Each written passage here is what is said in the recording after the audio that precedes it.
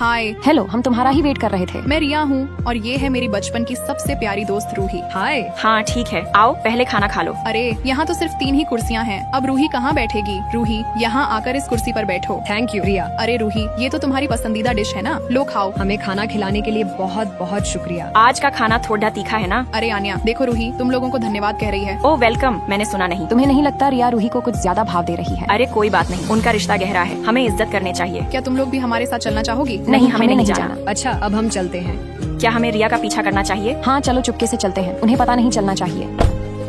तुम्हें क्या लगता है हम रिया का पीछा करके सही कर रहे हैं? हाँ बिल्कुल सही कर रहे हैं, क्योंकि यही तरीका है जिससे हम रिया को रूही से अलग कर सकते हैं।